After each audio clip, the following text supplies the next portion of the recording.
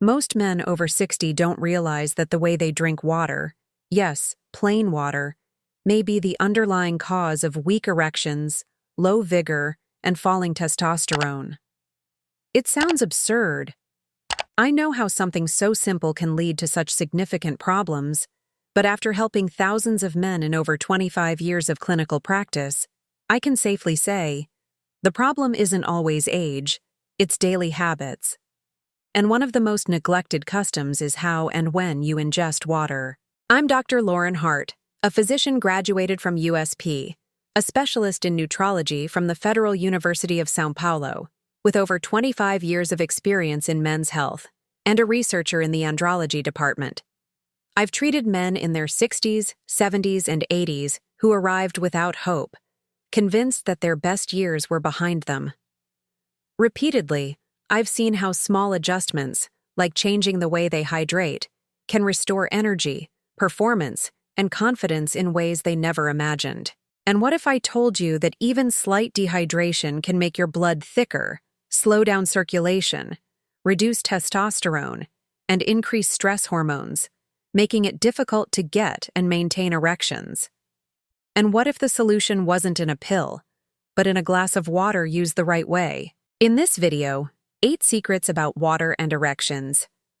Plus video promise, I will share 8 science-based secrets about water and erections that many older men wish they had known years ago.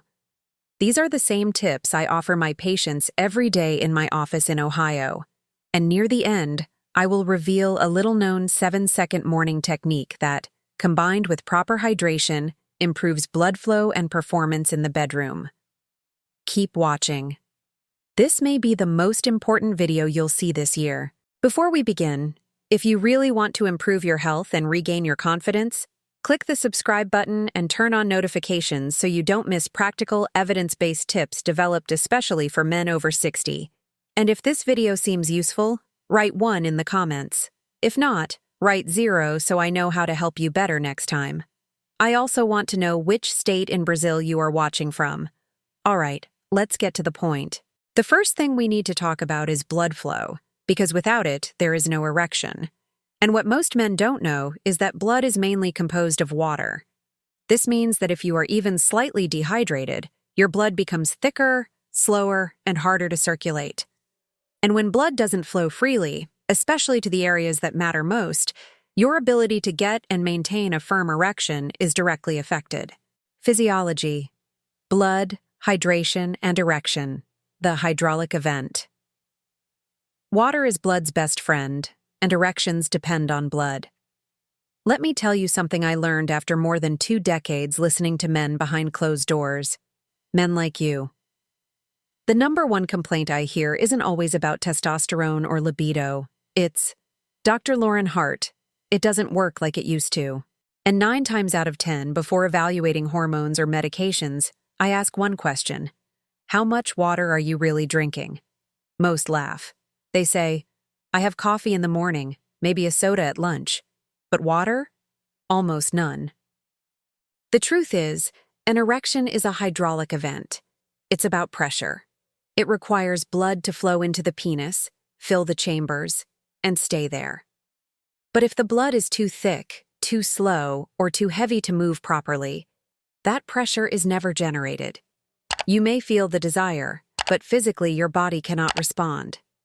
Blood is made up of over 90% water, so when you are not hydrated, even slightly, your blood becomes more viscous, and your heart has to work harder to circulate it. This means less delivery of oxygen and nutrients, and yes, less blood flow to the penis.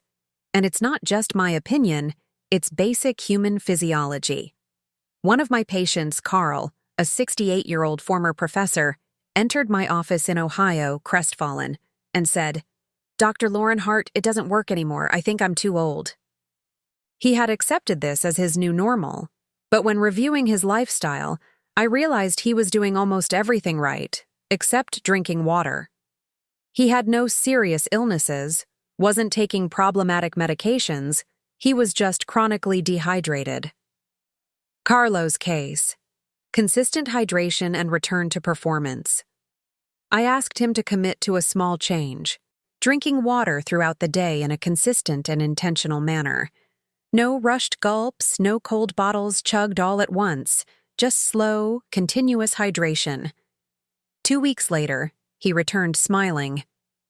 "I don't know what changed," he said, "but it's working again." That's the power of proper hydration. It thins the blood, improves circulation, and supports all the mechanisms your body relies on for performance. And it doesn't take much, just consistency. Most men don't realize that even mild dehydration can reduce blood volume enough to make a difference. You don't feel thirsty, but your body is already slowing down. Erection strength weakens, recovery time increases, and confidence quietly begins to fade, little by little, over time. Furthermore, blood doesn't just transport oxygen. It also carries hormones, testosterone, nitric oxide, and essential nutrients that travel through the bloodstream to where they need to act. If this system doesn't flow smoothly, nothing works as it should. So, next time you feel your body is failing, don't jump to conclusions about aging. Ask yourself first, am I hydrated enough for my blood to do its job? This is just the beginning, because even if you are drinking enough water, there's something else that might be sabotaging your performance from the inside. And it's even more dangerous than poor blood flow. It has to do with the hormone every man needs and what happens when the body goes into survival mode. Dehydration silently reduces testosterone. I remember sitting across from Walter, a 72-year-old man, recently widowed and living alone in Rio de Janeiro. Sharp mind, clear eyes, but his energy was dissipating. He looked at me and said, "Dr. Lauren Hart, I don't feel sick. I just don't feel like myself." There was no crisis, no obvious medical emergency, but something in him had faded, and he didn't know why. We talked. He wasn't taking important medications. He exercised a little, ate well, wasn't depressed, but he felt apathetic, with low motivation and no real interest in intimacy. And behind it all, there was a silent fear. It's over for me. I did his tests. His testosterone levels were below average. Not alarmingly low, but enough to explain why he felt faded. When I asked about his water intake, he admitted, almost as a confession, probably not much, to be honest. And there it was. Most men don't realize that dehydration does much more than make you tired or thirsty. It puts the entire body into conservation mode. The body starts to conserve energy, protect vital organs, regulate temperature, and maintain blood pressure. And everything non-essential for survival, like reproduction, libido, muscle building, and testosterone production, takes a back seat. Testosterone is not just about sex. It's about drive, strength, identity. It's the inner fire that makes you feel like a man. But when the body detects a lack of water, it dampens that fire to preserve itself. And the more dehydrated you become over time, the more this hormonal imbalance becomes your new normal. And that's not all. There's another enemy that dehydration brings with it: cortisol, your main stress hormone. Cortisol versus testosterone. The dehydration seesaw. When you are dehydrated, cortisol levels spike. And here's the problem. Cortisol and testosterone do not dominate at the same time. When cortisol goes up, testosterone falls. It's like a seesaw, and many men over 60 are, unknowingly, stuck on the wrong side. Returning to Walter, we didn't put him on testosterone injections or hormone replacement therapy. Instead, I proposed something much simpler: a hydration routine. He started drinking water first thing in the morning, carried a bottle with him all day, and took small, constant sips instead of waiting to feel thirsty. He avoided coffee in the afternoon, stayed away from alcohol before bed, and began to listen to his own body. 4 weeks later, he came into the office with a new vigor. "Dr. Lauren Hart," he said, "I feel awake again. I'm laughing more. I'm even interested in meeting someone." That spark had returned, and all he did was give his body what it was silently asking for: water. The truth is, many older men do not suffer from a hormonal failure. They suffer from chronic dehydration, and no one has told them. But even if you are drinking water every day, there's something most men do wrong. It's not about how much, but how. And this single mistake might be the reason your body isn't responding the way you'd like yet. Most men drink water the wrong way. When I started telling men that the way they drink water affects their erections, to be honest, many laughed in my face. I'll never forget Miguel, a 67-year-old retired truck driver from Minas Gerais, a big, straightforward man. He looked at me, laughed, and said, "Dr. Lauren Hart, it's water. What am I supposed to do, pray to it?" I smiled and replied, "No, Miguel, but you should respect it. That's where most people go wrong. They think drinking water is as simple as grabbing a bottle when they feel thirsty. But the truth is, by the time thirst appears, the body is already dehydrated." Drinking the right way. Slow sips, room temperature, sitting down. And when you drink a large amount all at once, especially cold water, the body cannot absorb it properly. Instead of hydrating the cells, this water passes quickly through the system, overloads the kidneys, and eliminates valuable minerals. It's like dumping a bucket of water on a dry sponge. It's not absorbed. It just runs off the sides. The body prefers constancy, small sips throughout the day. This way, it maintains blood volume, balances the nervous system, and keeps hormones in check. Even the way you position yourself makes a difference. Drinking while sitting, instead of standing or moving, activates the parasympathetic nervous system, the rest and digest mode, allowing for better absorption. And here's something most have never heard. Even allowing the water to mix with saliva for a few seconds before swallowing helps the body process it more efficiently. It's an ancient practice backed by modern evidence. Miguel was skeptical, but agreed to try. He stopped drinking cold water from the fridge and started drinking it at room temperature, slowly, throughout the day. He sat down to drink and began paying attention to when his body asked for water instead of ignoring it until he felt dry. In 3 weeks, he called my office. "Dr. Lauren Hart, I don't know what kind of magic this is, but I feel stronger. Not just in bed, but overall." This isn't magic, it's physiology. When you respect how the body wants to receive water, it rewards you with better circulation, more stable energy, clearer focus, and yes, firmer erections. It's not about drinking more, it's about drinking smarter. Most older men never learned this. They assume hydration is just a matter of quantity, but the quality of how you hydrate makes all the difference. Think of your body as a classic engine. You wouldn't flood it with gasoline all at once and expect it to run smoothly. You would feed it slowly, carefully, and consistently. Your body is the same. And here's the catch. Even if you are drinking water the right way, you are likely still doing things during the day that cancel out much of the effort. Small habits that seem harmless, but are stripping water from the system and sabotaging progress. There's nothing more frustrating than doing the right thing and not seeing results. I see this all the time with my older patients. Men who commit to drinking more water, changing habits, and really taking care of themselves, only to return weeks later saying, "Dr. Lauren, I feel a little better, but it's not what I expected." That's exactly what happened with Enrique, a 74-year-old retired pilot who followed my hydration advice to the letter. He took slow sips, avoided cold water, drank while sitting.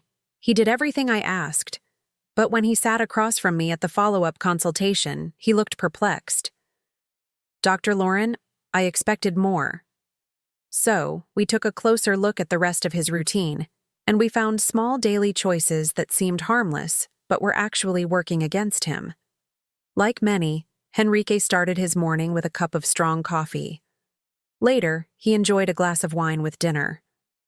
After eating a juicy orange or a few slices of watermelon, he would drink a large glass of water. Hidden saboteurs: coffee, alcohol, timing with fruits, and electrolytes. None of this seemed like a problem until we looked at it through the lens of hydration. Caffeine and alcohol are diuretics. This means they draw water out of the system, increasing urine production and leaving you more dehydrated than you realize. You might think you're replacing it with water, but if you drink it right after coffee or alcohol, you're just playing catch-up that never fully compensates. Next, the issue of timing. Drinking water immediately after eating water-rich fruits like oranges, grapes, or melons can dilute digestive enzymes and cause bloating. When this happens, the body becomes less efficient at absorbing nutrients, and your water intake loses some of its benefit. Even something seemingly innocent, like drinking too much water too quickly, what we call overhydration, can flush out key minerals like sodium, magnesium, and potassium. These electrolytes are essential for nerve function, muscle contractions, and, yes, for the sexual response. Once Henrique understood, we made a few subtle adjustments. He started spacing his water intake more intentionally, drinking before meals instead of after fruits, slightly reducing his coffee and wine, and adding a pinch of sea salt to his morning glass to help retain essential electrolytes. Within a few days, he told me, "Dr. Lauren Hart, it's as if my body finally got the message. I feel balanced. I feel like I'm working with my body, not against it." Sometimes the solution isn't to do more, but to eliminate the subtleties that silently sabotage your efforts. When you remove these hidden mistakes, the benefits of hydration begin to work in your favor, almost like a switch being flipped inside you.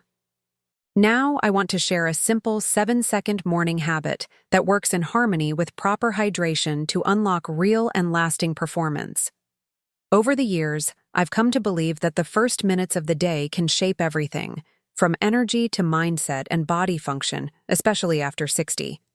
Those first moments matter more than ever. And while hydration is the foundation, there's a simple habit I share with my patients that takes everything to the next level. It takes only 7 seconds, and when done consistently, it can awaken something inside you that may have been dormant for years. Gilberto, one of my long-term patients, was 71 when he came to me.